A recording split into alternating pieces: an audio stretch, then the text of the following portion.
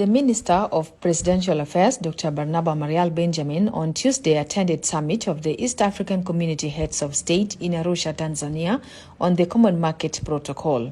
The summit was convened to reflect on the achievements, opportunities, challenges and the journey ahead of 11 years since the regional bloc's Common Market Protocol was unveiled. Speaking at the event, the Presidential Affairs Minister, Dr. Barnaba Marial, told regional leaders that South Sudan has already harmonized integration in areas of trade, education and financial institutions, adding that the country recently launched Freedom Bridge to ease transportation of goods and services. But I have realized that it seems we were quite ahead in the area of integration, and with regards to custom union, what we have done so far, we have first been training our personnel through the help of the region in areas in the custom department officials. Now we have a National Revenue Authority which has improved a lot the collection of non-oil revenue, as we call it in our country.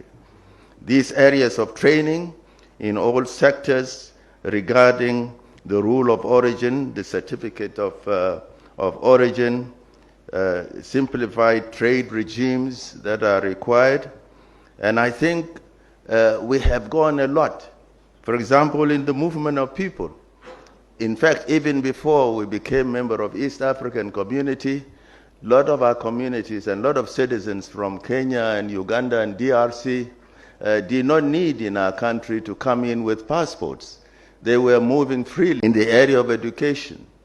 We thank so much Kenya and Uganda, where most of our young people have been going to schools, to the university levels. I think we were looking forward. These students now are adults, they are running institutions, they speak Swahili better than anybody else. And I think this was looking forward into how South Sudan can become a part of the East African community. And about some 3 weeks ago, we were ready, in fact, we were able to open a very new bridge. We call it the Freedom Bridge, which connects the east and the west of the Nile.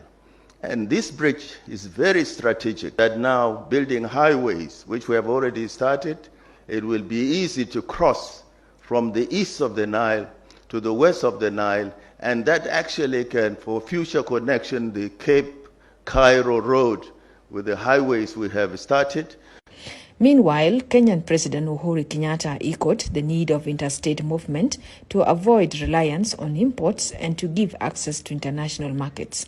To move from one side to another, if our goods are not able to be ferried from one part of our region to another.